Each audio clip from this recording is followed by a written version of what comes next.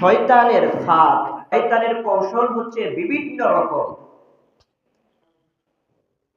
যারা আল্লাহর ইবাদত করে এদেরকে দিয়ে কিন্তু শয়তান গান শোনাতে পারে না, মদ খাওয়াতে পারে না। যারা পাক্কা মুসল্লি, যারা 5 ওয়াক্ত নামাজ পড়ে, যারা নফল রোজাগুলো পালন করে, এদের দ্বারা কি শয়তান গান শোনাতে এদেরকে পারে না।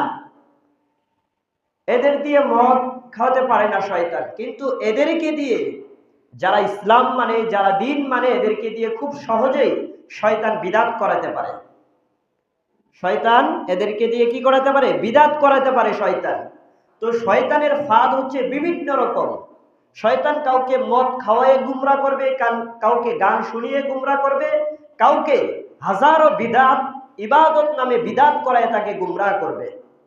যেমন ফরজ নামাজের পরে হাত তুলে সমবেতভাবে মুনাজাত নাই, শয়তান নামাজীদেরকে ফরজ সালাতের পরে হাত তুলে মুনাজাত করায় তাকে গুমরাহ করবে।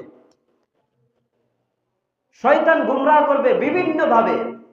যে ইবাদত গুলো রাসূল করেন নাই সেইগুলো করার মাধ্যমে মানুষকে গুমরাহ করবে। যেমন উল্লেখযোগ্য 15 শাবানে মানুষ করবে, প্রত্যেকটা বিদাতকে মানুষ করে সওয়াব মনে করে, অথচ সেটা গুনাহের কাজ। সেই দিন রাত্রে কি করবে? সারা রাত নামাজ পড়বে, অথচ তারা সওয়াব মনে করবে, কিন্তু সারা রাত নামাজ পড়ে যে গুনাহ হবে এটা সে জানে না। শয়তান তাকে দিয়ে এটা করাবে।